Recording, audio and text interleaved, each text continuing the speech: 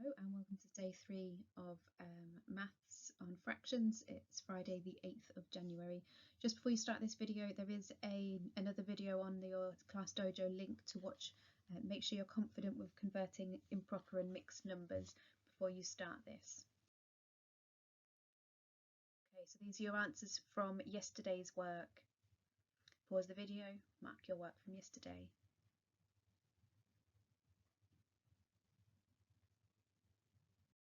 And the twist it answers. Colin here has forgotten to include the 2 units in his final answer. So there's 2 3/7, and he hasn't included that 2 in his final answer on the right. And the solve it answers, here's 3 variations that you could have used. There are some others that you could have written as well. Okay, a quick reminder of what we looked at yesterday. This is our mixed number and improper fractions. Again, watch the video in the Class Dojo link if you're not quite sure how this worked. So this is 1 1/2 is the same as 3 halves, and if you think about it, 1 times 2, 1 whole one, two parts within that, 1 times 2 is 2, plus the extra half gives us our 3 halves. And in the second example, 1 3/4, well, 1 times 4/4 is 4, and then you've got the extra 3/4 as well. So 4 plus 3 is 7, so as an improper fraction it's 7/4. And then the third row, you've got 2 wholes and a quarter. If you think each of those wholes have 4 in them, so 2 times 4 is 8, plus the extra 1/4 gives us a 9/4 in our improper fraction. And the bottom one there I've split into 8ths. We've got 2 whole ones, 2 times 8 is 16, plus the 3 extra 8ths. 16 plus 3 is 19, giving us our 19/8 as an improper fraction. Like I said, you'll need to be able to work these out to be able to do today's lesson. Okay, so let's have a go at changing these improper fractions to mixed numbers. Okay, so we've got 5/4 here. Let's get a colour. If I've got 5/4, if I draw it out, 1 whole one is 4/4, but I'll have an extra quarter as well. So as a mixed number, that's 1 1/4. You can think of it as how many 4s go into 5. There's 1 4 into 5 with 1 left over. And we've got 5/3 here. Again, if we have a whole one and we split it into, a bit wobbly, thirds there. 1 whole one is 3/3. We're also going to have another 2/3. Wow, that's wonky. 2/3 left over. And again, you could have 5 divided by 3 is 1 with 2 left over, with 2/3 left over. Okay, and this last one, these are in 6ths. So if we had 6, 1 whole one, split into 6 equal pieces, a bit wonky. So that would be 6. If we had another one, that would be 12 pieces, very wonky. And if we had another one, it would be 18 pieces. 18 divided by 6 is 3, and this makes 3 whole ones. So you need to be able to do that to carry on with today's lesson. In today's lesson, we're going to be adding mixed numbers and proper fractions, similar to yesterday, but this time we're going to come up with some improper fractions that we're going to need to turn into mixed numbers to finish off our calculations. So it involves an extra step. So here we are, we've got 1 3/6 plus 4/6. It's nice and simple, this one. You don't need to convert the 6 into anything else, we can just add them together. So straight away we'll be able to see that 1 3/6 add 4/6, it's going to be 1 7/6. 1 7/6 there. Okay. Now that's not quite right, because it's not only a mixed number, it's also a mixed number with an improper fraction, and mathematicians are not happy about that. So we need to look at this answer and we need to figure out what it would be as a mixed number.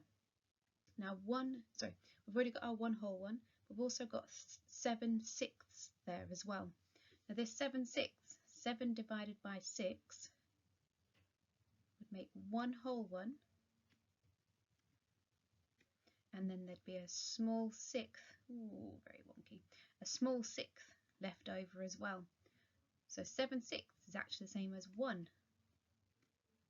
and a sixth. So our actual answer really is 1 plus 1 and a sixth. Well, 1 add 1 is 2, and then we've got our sixth as well. So our final answer is actually 2 and a sixth, because mathematicians will not like this improper fraction being part of a mixed number. Okay, let's have a look at another example. This time we've got 1 and 3/6 plus 4/8. And we can't add them straight away like we did in the previous example. We need to make sure they've got the same denominator. So if we've got 3/6 and 4/8, we can turn them both into 24ths. And I figured out that it's 24th by thinking about the 6 times table, 6, 12, 18, 24, and the 8 times table, 8, 16, 24. It's a common multiple of both. So I can convert them into both having convert them both into 24ths. Now 6, 12, 18, 24 are multiplied by 4, so I'm going to multiply the 3 by 4. 3, 6, 9, 12. I'll write that in there.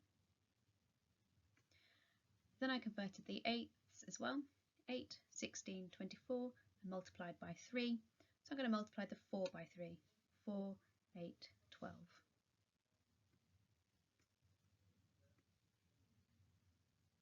Okay. So that gives me 12 24ths plus 12 24ths. I can do this. I can do 1, and I can add 12, add 12, which is 24. My answer is 1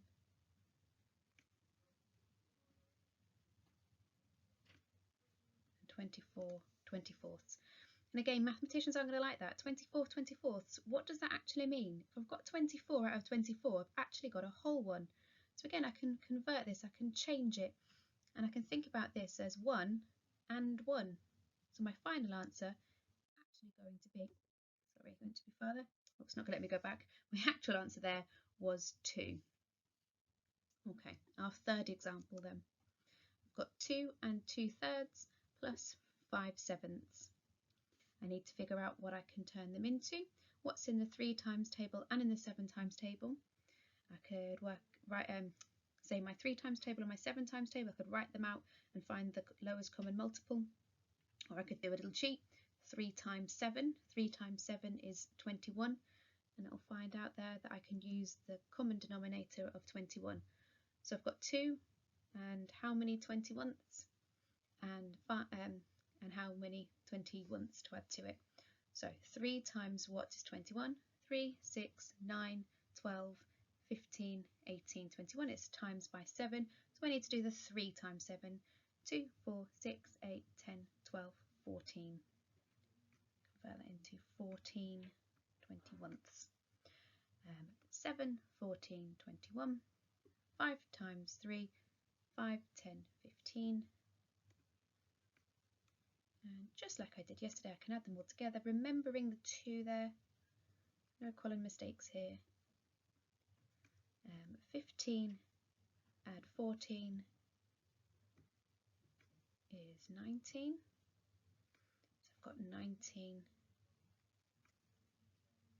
21ths here. Okay. Now 19 21ths is a proper fraction. I don't need to be changing it. It makes a correct answer here. There's only 19 out of the 21, so it doesn't make more than 1.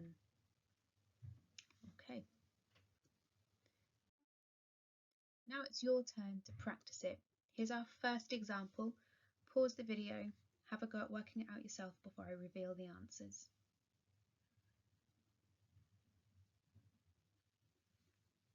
Okay, well done for working it out. If you're not quite there, I can give you a couple of hints. I would turn these both into sixths. Turn them both into sixths. If anyone has turned them into twelfths, I suspect a few people might have. That's absolutely fine, as long as you've got 8 twelfths plus 10 twelfths.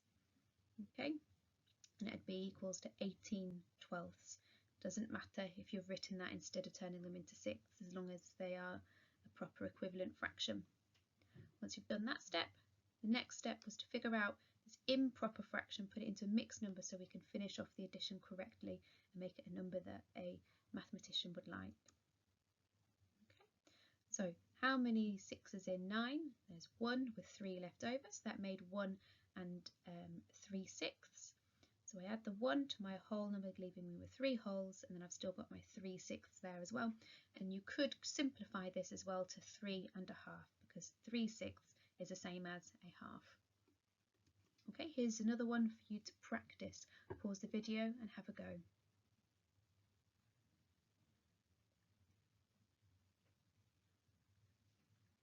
Okay, well done. What we should have done is turn this, had to have a look to see what we could turn fifths and thirds into. Well, 3 times 5 is 15, so I could turn them both into 15ths, making it 1 and 6 15ths plus 10 15ths equals 1 and 16 15ths. 16 15ths is an improper fraction. It's one whole one with one piece of 15 left over. So that's 16 15ths is the same as 1 and 1 15th. So we can add the two ones together, and then we've also got the 1 15th. And that gives us 2 wholes and 1 15th. It's a little bit tricky, so if you need to re-watch this a couple of times and have a go at working them out a couple of times before you move on to your do it, that's absolutely fine. If you are ready, here is your do it. Pause the video, have a go.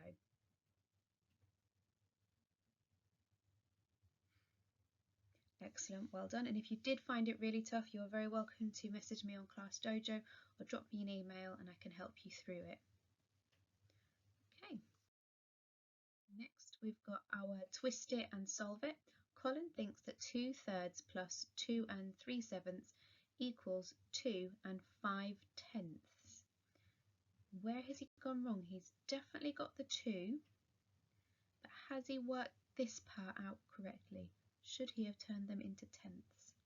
Explain why he is incorrect. And then you'll solve it. Always, sometimes, never true. When you add two fractions with different denominators, the result can be simplified. So can all of the examples that you've worked out today, can you simplify them all like we did the 3 sixths into a half? Is that always true, sometimes true, or never true? Pause the video and work those out. Excellent, good job. Tomorrow? No, it's not going to be tomorrow. It's going to be Monday. Monday we will go through all of the answers, but in the meantime take a picture of your work and upload it. And for the final time, if you're stuck on anything, please let me know via Class Dojo or drop me an email. If you're stuck on the converting between mixed and improper fractions, then have a look at the video also in your Class Dojo page. Have a lovely weekend if I don't see you again.